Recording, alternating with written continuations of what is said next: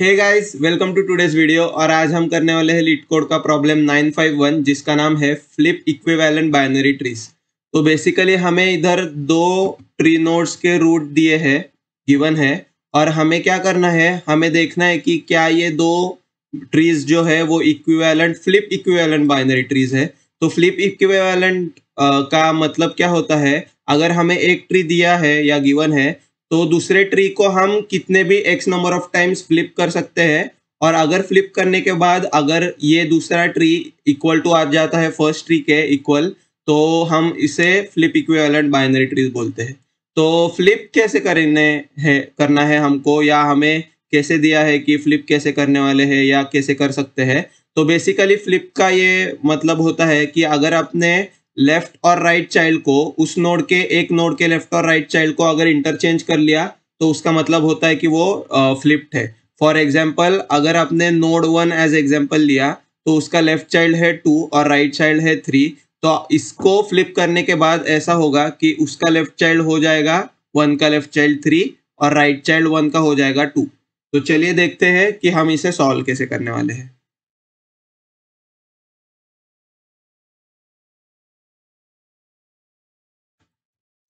तो सबसे पहले हमें ये पता चल गया कि एक नोड कितने भी टाइम फ्लिप हुआ हुआ रह सकता है। तो ये नोड फ्लिप हो भी सकता है और नहीं भी हो सकता है, तो ये भी पता चल गया है हमें। तो सबसे पहले हम देखेंगे कि एक नोड, सिर्फ एक नोड की इवन होने की कंडीशन, या एक नोड की और उसके सब ट्रीज की इवन होने की कंडीशन क्या हो सकती है।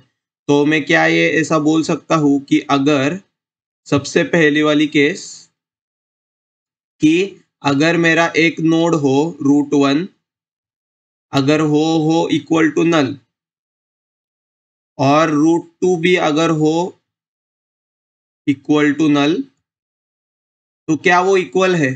तो हाँ, वो इक्वल है। कोई भी ट्री, एक लेफ्ट ट्री भी नहीं एग्जिस्ट करती और राइट ट्री भी नहीं एग्जिस्ट करती, उसका मतलब है दोनों ट्रीज इक्वल है और वो फ्लिप इक्विवेलेंट है।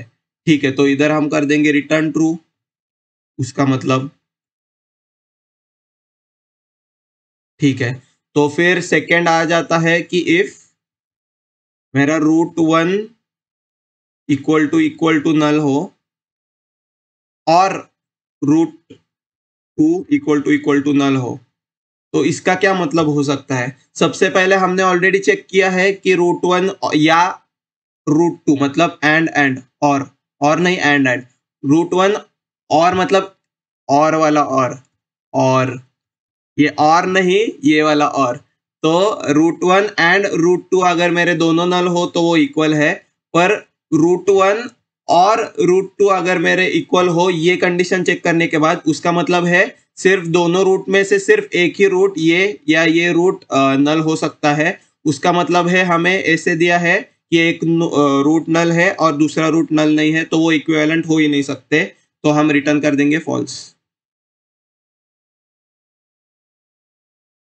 ठीक है, तो ये भी हमें पता चल गया केस 2।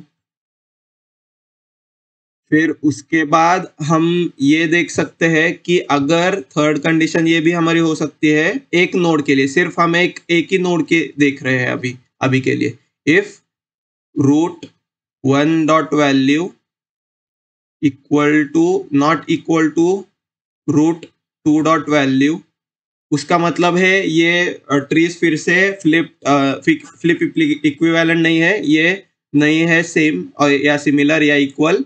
तो हम कर देंगे रिटर्न फॉल्स। तो फिर ये दो ट्रीज, अभी हम ट्रीज की बात कर रहे हैं सिर्फ रूट नहीं, तो ये सब ट्रीज कब होंगे फ्लिप इक्विवेलेंट?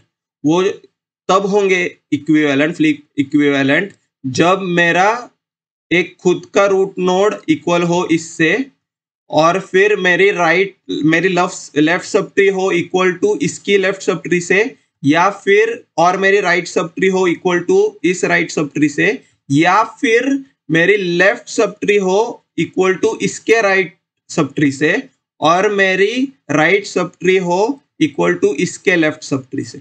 तो यही हम लिखने वाले हैं इधर। वो होगा सबसे पहले इफ हम सेम फंक्शन कॉल करेंगे flip equivalent equiv of root का लेफ्ट, रूट 1 का लेफ्ट और रूट 2 का left and flip equivalent root 1 का राइट, रूट 2 का राइट। तो ये क्या बोल रहा है, हम एक बार देख लेते हैं कि मेरा सबसे पहले रूट नोड इक्वल हो, रूट नोड इक्वल हो, ये 3 लाइन 4 लाइन बोलते हैं, और फिर मेरा लेफ्ट जो सब ट्री है, ये पूरा सब ट्री वो इक्वल टू हो रूट 2 के लेफ्ट सब ट्री के साथ, और रूट 1 का राइट सब ट्री हो इक्वल टू रूट 2 के राइट सब ट्री के साथ। पर हमें इधर डायरेक्टली दिख रहा है कि रूट 1 का लेफ्ट सब ट्री तो इक्वल टू नहीं है रूट 2 के लेफ्ट सब ट्री से। पर अगर ऐसा होगा तो हम क्या करने वाले हैं, रिटर्न ट्रू करने वाले हैं। अगर ऐसा होता तो ठीक है। फिर अगर ये नहीं होगा, उसका मतलब है कि ऐसा हो सकता है कि जो रूट 2 वाली सब ट्री है वो फ्लिप्ड हो। तो फ्लिप की कंडीशन कैसे आएगी, नेक्स्ट वाली, कि if else if flip equivalent root 1 of right या रूट 1 ऑफ लेफ्ट और रूट 2 का राइट। अभी इसका मतलब है हम ये फ्लिप कंडीशन चेक कर रहे हैं, फ्लिप रिकर्सिव फ्लिप चेक कर रहे हैं हम। अभी ये वाला नॉर्मल था, नॉर्मल चेक, और ये है हमारा रिकर्सिव फ्लिप चेक। मतलब ये अगर नॉर्मल इक्वल भी हो तो पूरी सब ट्री को चेक करो, फ्लिप इक्विवेलेंट से हर नोड को चेक करो उस सब ट्री में, सिर्फ उस लेफ्ट को या इसके लेफ्ट को, रूट 1 के लेफ्ट को और रूट 2 के लेफ्ट को नहीं, तो पूरे इस सब ट्री को चेक करो। ऐसे बोल रहे हैं हम रिकर्सिवली। तो ये सिर्फ एक रूट के लिए नहीं है या एक नोड के लिए नहीं है, पूरे सब ट्री के लिए है। तो सिमिलरली यहाँ क्या होगा, रूट 1 का लेफ्ट, रूट 2 का राइट और पूरी फ्लिप इक्विव ऑफ रूट 1 का राइट और रूट 2 का लेफ्ट। ये पूरी सब ट्री अगर इक्वल टू हो तो रिटर्न कर दो ट्रू।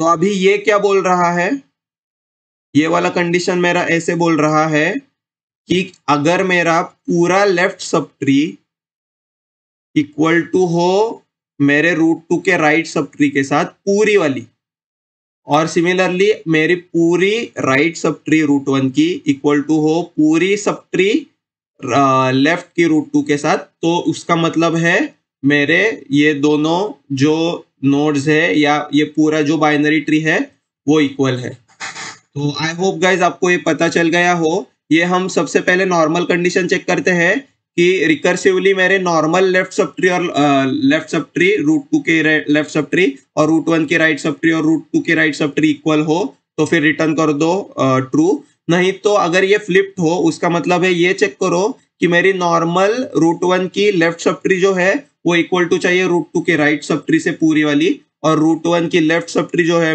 राइट सब ट्री जो है वो रूट 2 की लेफ्ट सब ट्री से पूरी इक्वल होनी चाहिए, तभी कर दो रिटर्न ट्रू। और नहीं तो ये दोनों नहीं हुआ किधर से भी ट्रू तो मतलब रिटर्न कर दो फॉल्स, क्योंकि ये ट्रीज फ्लिप इक्विवेलेंट है ही नहीं। तो ये था हमारा एल्गोरिदम। अप्रोच क्या था, सबसे पहले हम क्या करेंगे, पहले नोड को ही चेक करेंगे और फिर अगले वाले पूरी सब ट्री को एक एक सब ट्री के हर एक नोड में फ्लिप और नॉर्मल कंडीशन में चेक करेंगे कि हर एक नोड ट्रू है या इक्वल है या नहीं, आइदर इन नॉर्मल कंडीशन या फ्लिप कंडीशन। रिकर्सिवली हम ये चेक करने वाले हैं। तो ठीक है, ये था हमारा पूरा अप्रोच। ये हो गया एक काइंड ऑफ सूडो कोड, ये हो गए केसेस। और अब हम करेंगे कोड इसे और फिर बहुत अच्छे से ड्राई रन करके देखेंगे कि ये कैसे हो रहा है। तो सबसे पहले हम देखेंगे कि हमारे कंडीशंस कि if √1 equal to null and √2 equal to null, तो उसका मतलब है कि रिटर्न कर दो ट्रू। उसका मतलब है both roots are null so tree is equal. उसके बाद हम क्या करेंगे, हम ये चेक लगाएंगे हमारा नेक्स्ट वाला, if √1.val is not equal to √2.val। अगर ये √1.val नॉट इक्वल टू √2 का वैल हो तो कर दो रिटर्न फॉल्स, क्योंकि ये दोनों ट्रीज इक्वल ही नहीं है, क्योंकि उनके रूट्स ही या जो स्टार्टिंग नोड्स है सब ट्री के दोनों के वो ही इक्वल नहीं है। फिर उसके बाद हमारा थर्ड केस होता है कि if √1 is equal to null और √2 इक्वल टू नल। उसका मतलब है क्योंकि हमने ऑलरेडी ये चेक कर रखा है कि अगर दोनों नल हो तो रिटर्न कर दो ट्रू। तो अगर ये कंडीशन फॉल्स हो गई और ये कंडीशन ट्रू हो गई, उसका मतलब है only one of the two nodes are is null, तो कर दो रिटर्न फॉल्स। तो ये हो जाएगा, अगर ये कंडीशन ट्रू हुआ तो रिटर्न कर दो फॉल्स। ठीक है, तो अभी हम उसके बाद में क्या करने वाले हैं, दो कंडीशन चेक करने वाले हैं। Check if the tree is equal normally, जो होगा if √1.left flip equivalent of wave of √1 का लेफ्ट और √2 का लेफ्ट एंड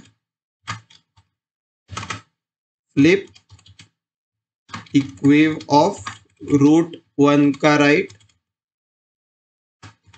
और √2 का राइट अगर इक्वल हो, मतलब अगर ट्रू हो, क्योंकि ये हमारा रिकर्सिव बुलियन फंक्शन ही है तो इधर ट्रू या फॉल्स ही आएगा। तो अगर ये कंडीशन नॉर्मली अगर हमारी ट्री या सब ट्री अगर इक्वल हो तो रिटर्न कर दो ट्रू, और एल्स इफ, अभी ये वाली हमारी कंडीशन आएगी, check if the tree is flip equal. तो ये होता है else if flip equiv of √1 का लेफ्ट, और यहाँ पे अभी √2 का क्या आएगा, राइट आएगा, √2 का राइट और फ्लिप इक्वेव ऑफ √1 का राइट और √2 का लेफ्ट अगर ट्रू हो तो फिर कर दो रिटर्न ट्रू, और अगर ये दोनों नहीं हुआ तो उसका मतलब है रिटर्न कर दो फॉल्स, क्योंकि ये इक्विवेलेंट नहीं है। तो इसे एक बार चला कर देखेंगे। आई होप गाइज आपको ये बहुत अच्छे से पता चल गया हो कि हम ये क्यों कर रहे हैं। अगर नहीं पता चल रहा हो तो कोई चिंता मत कीजिएगा, हम इसे बहुत अच्छे से ड्राई रन भी करने वाले हैं। तो ठीक है, ये सबमिट हो रहा है, सिर्फ 9% आ रहा है। ठीक है, अभी 100% आ गया। तो ये था हमारा जावा का कोड, इसे अभी बहुत अच्छे से लिख लेंगे हम सीपीपी में भी। तो सबसे पहले हम क्या चेक करेंगे, इफ नॉट √1 एंड नॉट √2, उसका मतलब है कि ये दोनों फ्लिप नल है रूट, तो रिटर्न कर दो ट्रू। फिर उसके बाद इफ नॉट √1 और नॉट √2, तो मतलब है कि इन दोनों में से कोई एक ही नल है, तो फिर मैं क्या करूंगा, रिटर्न फॉल्स। और फिर इफ रूट का वैल्यू, √1 का वैल्यू अगर नॉट इक्वल टू हो √2 के वैल्यू के साथ, तो अभी भी रिटर्न करना है हमें, रिटर्न फॉल्स। तो ये फर्स्ट कंडीशन में क्या है, बोथ रूट्स आर नल। फिर ये होगा only one of them is null, return false. ये होता है रिटर्न ट्रू। और फिर उसके बाद लास्ट कंडीशन है कि if values are not equal, return false, क्योंकि ये इक्वल ट्री है ही नहीं। तो अभी ये हमारा होगा check normal trees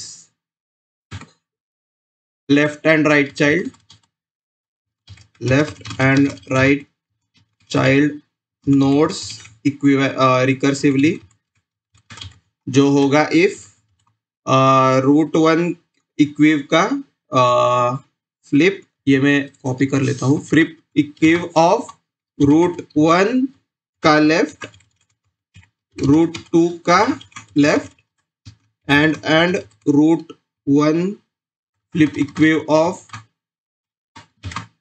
root one का राइट और रूट टू का राइट। अगर ये दोनों इक्वल हो उसका मतलब है कि मेरी लेफ्ट सब ट्री और राइट सब ट्री दोनों की रूट्स की सेम है, तो रिटर्न कर दूंगा मैं ट्रू। नहीं तो एल्स इफ, इधर में करूंगा check if flip trees are equal, जो होता है if flip equiv of root one का लेफ्ट पर रूट टू का right and flip equiv of root one का राइट पर रूट टू का लेफ्ट अगर इक्वल हो तो भी रिटर्न कर दो ट्रू, क्योंकि ये फ्लिप किए गए हुए हैं ट्रीज या रूट्स और ये सब ट्रीज, और इसलिए ये फिर भी इक्वल है। नहीं तो क्या कर दो, रिटर्न कर दो फॉल्स, क्योंकि अगर इन दोनों में भी इक्वल नहीं हुआ तो मतलब है कि हमारा ट्री ही गलत है, इक्विवेलेंट नहीं है, फ्लिप इक्विवेलेंट नहीं है।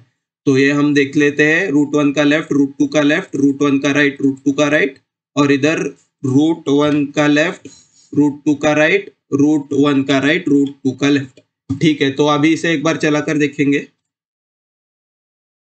और ये एक्सेप्ट हो रहा है, सबमिट कर कर देखेंगे और ये सबमिट भी हो रहा है। ठीक है, अभी हम इसे बहुत अच्छे से देखेंगे ट्राई रन करके कि एक्चुअली कोड में हो क्या रहा है हमारे। तो ये है हमारा कोड, थोड़ा छोटा कर लेता हूं, और ये है हमारा ट्री, हमारे दो ट्री।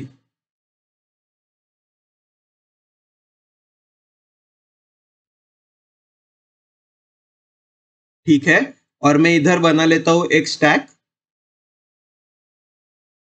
जो दो थिंग्स कंटेन करने वाले हैं। सबसे पहले तो रूट वन और फिर रूट टू, तो ये होगा रूट वन और रूट टू।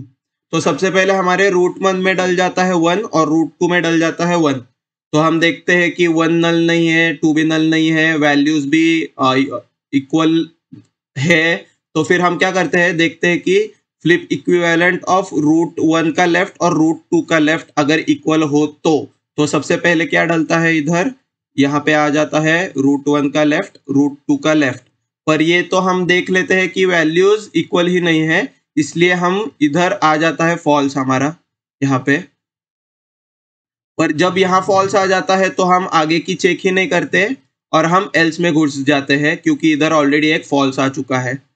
तो हम एल्स में जाते हैं और ये चेक करते हैं कि क्या मेरा फ्लिप इक्विवेलेंट ऑफ रूट का लेफ्ट जो कि है 2 और रूट का राइट जो कि है सेकेंड रूट का राइट जो कि है 2 इक्वल है क्या।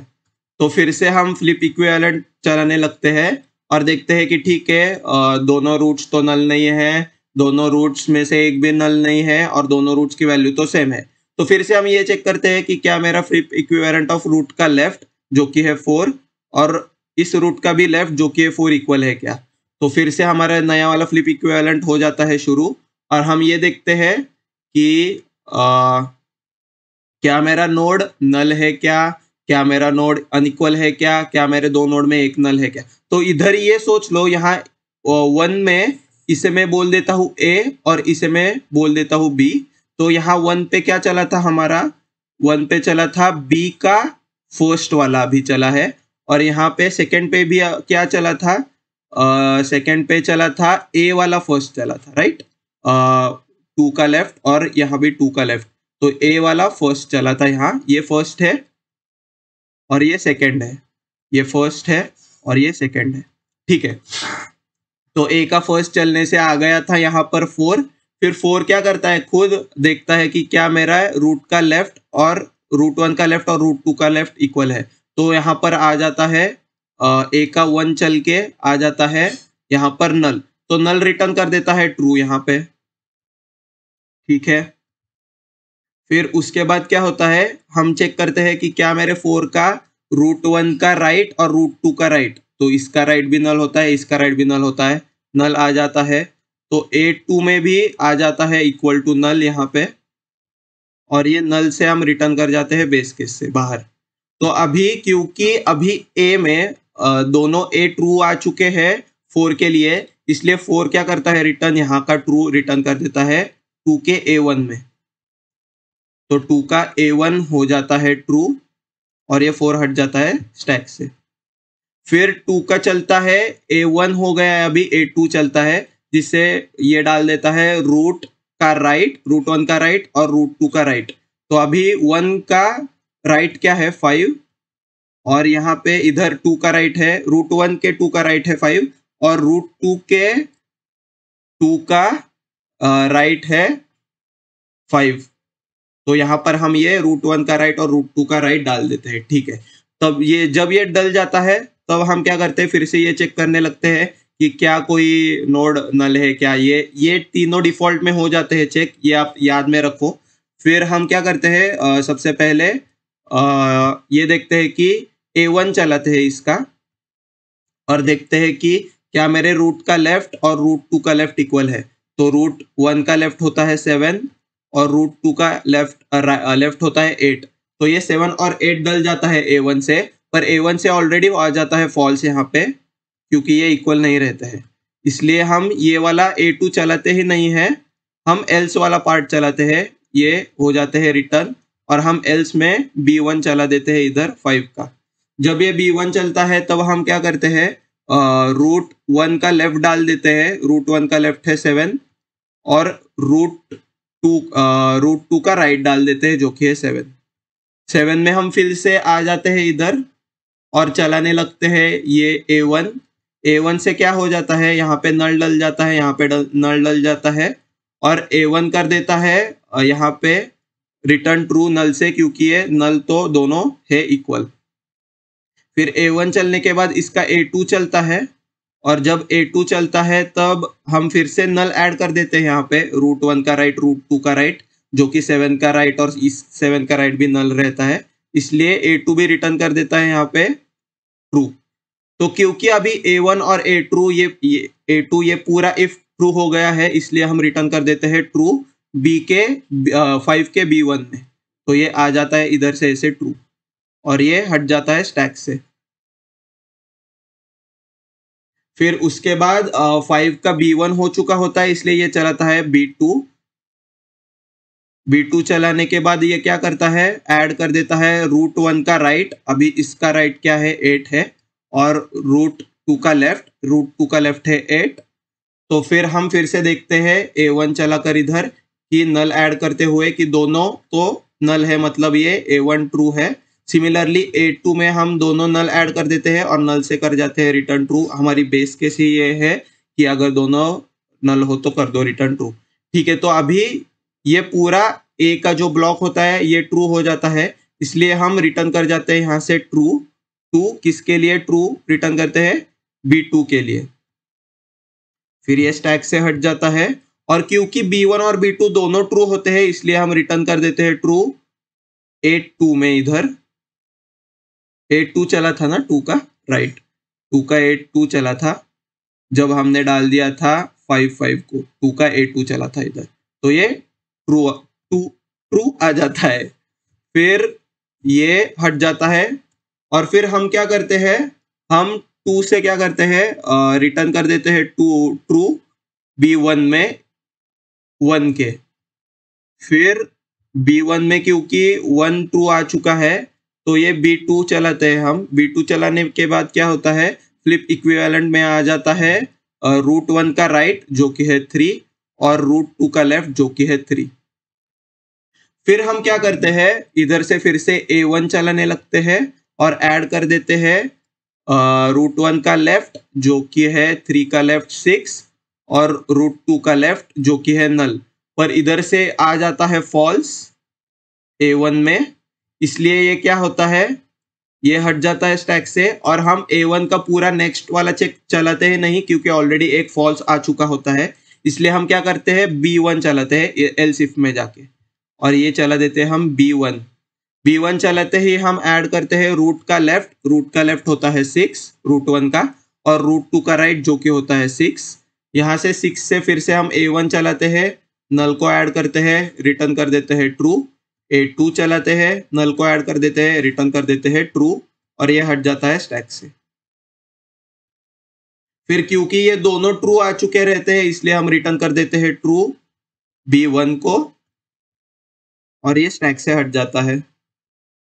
फिर B1 खुद क्या करता है, B2 चलाता है यहाँ पे नेक्स्ट फ्लिप इक्विवेलेंट और फिर हम क्या ऐड कर देते हैं √1 का राइट, अभी 3 का राइट तो नल है और √2 का लेफ्ट जो कि भी नल है और नल से हम दोनों रिटर्न कर जाते हैं ट्रू। नल हट जाता है स्टैक से और फिर हम इधर से क्योंकि दोनों ट्रू है हम रिटर्न कर देते हैं ये वाला ट्रू इधर B2 में और ये खुद स्टैक से हट जाता है 3 और फिर उसके बाद ये दोनों भी 1 आ चुके हैं और दोनों B1 B2 ट्रू है, इसलिए हम मेन फंक्शन में रिटर्न कर देते हैं ट्रू। मतलब ये है कि हमारी ये दो ट्रीज है फ्लिप इक्विवेलेंट। तो आई होप गाइज आपको इससे बहुत अच्छी क्लैरिटी मिल चुकी होगी पूरा कोड कैसे चल रहा है हमारा। हम इसे फिर एक बार ड्राई रन करेंगे और उससे तो आपकी बहुत ज़्यादा मदद हो जाएगी और आपको ये बहुत अच्छे से समझ में आएगा फिर से। तो अभी मैं मेरी एक खुद की ट्री ड्रॉ कर देता हूँ। 1 2 3 4 5 6, इसे कर देता हूँ 7, इसे कर देता हूँ 6 और इसे 1 2 3 या इसे करता हूँ मैं 3 2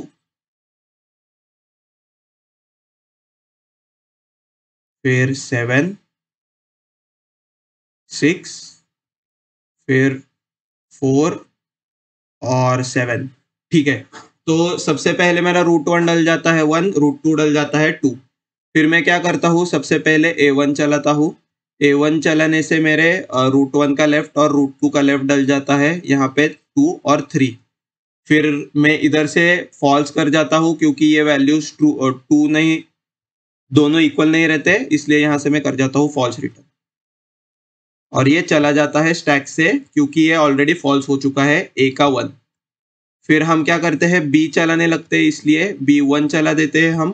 B1 से क्या होता है, रूट का 1 का लेफ्ट डल जाता है और √2 का राइट डल जाता है। तो यहाँ पे ये डल गए दोनों। ठीक है, तो हम फिर से ये फ्लिप इक्विवेलेंट चलाने लगते हैं नए स्टैक में।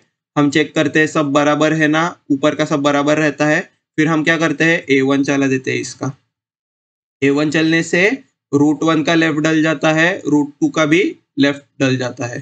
तो √2 का लेफ्ट डलने से यहाँ आ जाता है 4। ठीक है, फिर उसके बाद क्या होता है, ये A1 चलने के बाद हम फिर से नया फ्लिप इक्विवेलेंट चलाते हैं और इधर ये खुद अपना A1 चलाता है। जब ये A1 चलाता है तब ये नल ऐड कर देता है इधर और यह भी नल ऐड कर देता है इधर, ये नल है दोनों क्योंकि। फिर यहाँ पे हम आ जाते हैं और ट्रू करते हैं रिटर्न। फिर हम इसका A2 चलाते हैं, 4th नोड का A2 जब इसका चलता है तब फिर से हम नल ऐड कर देते हैं दोनों साइड में और कर जाते हैं रिटर्न ट्रू।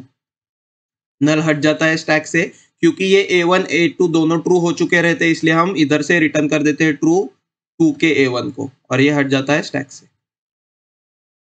ठीक है, फिर 2 क्या करता है, अपना A2 चला देता है।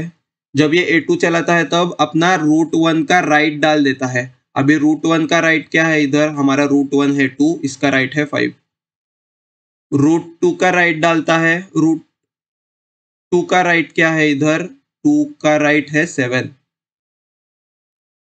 तो अभी क्या होता है, सबसे पहले हम चेक कर देते हैं इधर का, और हमारा ये पता चल जाता है हमको कि ये वैल्यूज तो ट्रू दोनों इक्वल नहीं है, तो रिटर्न कर दो फॉल्स।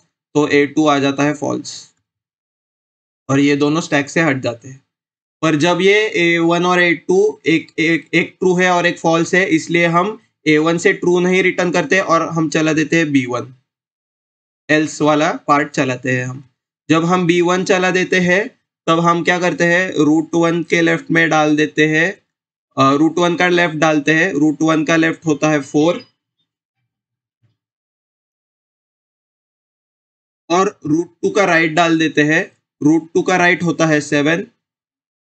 पर इधर से फिर से हम कर जाते हैं रिटर्न फॉल्स, क्योंकि हम ये देखते हैं कि ये दोनों की वैल्यूज तो सेम नहीं है, इसलिए हम रिटर्न करेंगे फॉल्स। तो ये आगे का कुछ प्रोसेस ही नहीं होता, क्योंकि ये ऑलरेडी एक रिटर्न हो गया है फॉल्स, तो मैं आगे की एंड की रिकर्सिव कॉल चलाता ही नहीं। तो ये क्या हो जाता है, ये दोनों A और B के इफ एल्स चल जाते हैं, किधर से भी रिटर्न ट्रू नहीं होता, इसलिए एट लास्ट हम रिटर्न कर देते हैं फॉल्स। तो ये आ जाता है इधर B1 में फॉल्स। तो क्योंकि अभी B1 फर्स्ट जो 1 नोड था, दोनों रूट थे, उसका A भी चल चुका है जिधर से हमें ऑलरेडी फॉल्स मिला था, और B1 में भी फॉल्स आ चुका है, इसलिए ये B2 चलाता ही नहीं, क्योंकि एंड कंडीशन है। तो फिर ऑलरेडी एक फॉल्स आ गया है, तो मेरा आंसर फॉल्स ही होने वाला है। तो हम कुछ ट्रू नहीं रिटर्न करते, और एट द एंड हम रिटर्न कर देते हैं पूरा ये फॉल्स मेन फंक्शन में। तो इससे क्या हो जाता है, हम फॉल्स रिटर्न करते हैं, और ये हम पूरा प्रोग्राम खत्म होने के बाद फॉल्स रिटर्न कर देते हैं मेन फंक्शन को, और हमारा प्रोग्राम हो जाता है सॉल्व, प्रॉब्लम हो जाता है सॉल्व। तो ये था आज का कोड गाइज। आई होप कि आपको बहुत अच्छे से और डेप्थ में पता चल गया हो कि चल क्या रहा है। प्लीज प्लीज प्लीज खुद से ड्राई रन कीजिएगा, और खुद से ये कोड लिखकर सबमिट कीजिएगा। जब आपका कोड ये सबमिट हो जाए तो इस वीडियो में जरूर कमेंट कर दीजिएगा कि आपने ये वीडियो या ये प्रॉब्लम कर दिया है सबमिट, और मुझे और बताइएगा कि आपको मुझसे क्या एक्सपेक्टेशन है। और मैं ऑलवेज ओपन होता हूँ कंस्ट्रक्टिव क्रिटिसिज्म के लिए, इसलिए वो भी मुझे बता दीजिएगा कि क्या कमी पड़ रही है। तो बस आज के लिए इतना ही था गाइस। अब हम मिलेंगे नेक्स्ट वीडियो में। टिल देन कीप कोडिंग और keep dry running. Bye bye.